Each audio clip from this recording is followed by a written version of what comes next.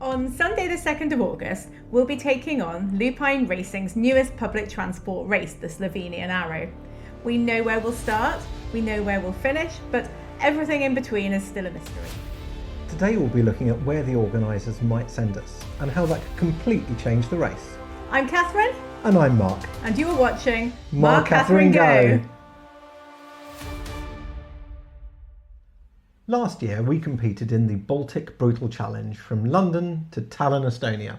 And this year we're starting in Brussels in Belgium and we're finishing up in Ljubljana in Slovenia. So what's different about this year is that the start and end are geographically quite close together. In fact, you can get between them in just about 14 hours on public transport. This sounds really simple, and we do have up to 6 days to complete this race. However, there's going to be some curveballs along the way. So the organisers will make us visit mandatory checkpoints along the route, but those checkpoints, they'll only be revealed to us at the start. And it's going to be these checkpoints that determine our entire route. So our first prediction is that there could be a really early on checkpoint close to Brussels. Why is that? Well, many teams will have booked tickets leaving very soon after the start out of Brussels. So a checkpoint close to the start could force teams to abandon those plans. Yeah, suddenly those carefully planned reservations become useless. It's exactly the kind of dastardly tactic that we've come to expect from the folks at Lupine. Another aspect of this race is the idea of bonus points. So we'll be awarded additional points if we visit any of the following locations. 1 point for Bornholm, Ireland, Listenbourg. Where even is that? Corsica, Sardinia and Sicily. 2 points for each of Helgoland, Jersey and Guernsey. 3 points for Wales and Lampedusa. And 4 points for the Arctic Circle. So Catherine has a theory that whilst it's probably impossible to collect them all, any of them should be reachable from the mandatory checkpoint route. And Mark thinks this might not be the case and some might just be unreachable on this journey. So, where might the checkpoints be? We really don't know, but there's a theme for this year, and that is from Cold War curiosities to bold acts of resistance in the 20th century. We do know from previous years that there'll likely be some optionality in the route, with a mandatory central checkpoint somewhere about halfway through that all competitors will have to visit. We've spent some time analysing the maps and we've got some theories. We think there might be 2 distinct routes out of Brussels.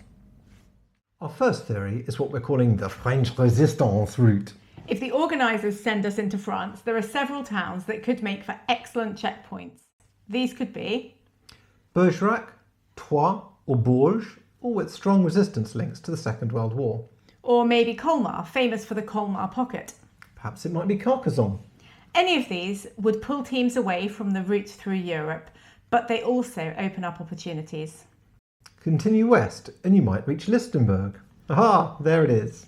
Head south, perhaps through Barcelona, itself a significant location for resistance in the Spanish Civil War.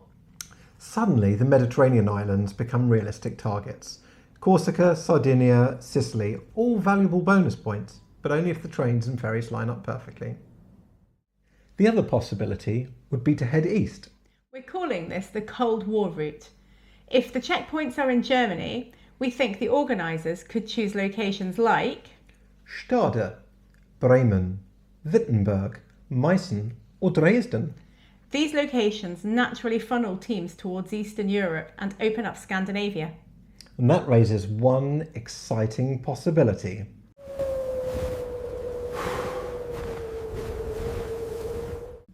The Arctic Circle, worth 4 bonus points, is a huge reward, but only if the checkpoint sequence makes it achievable.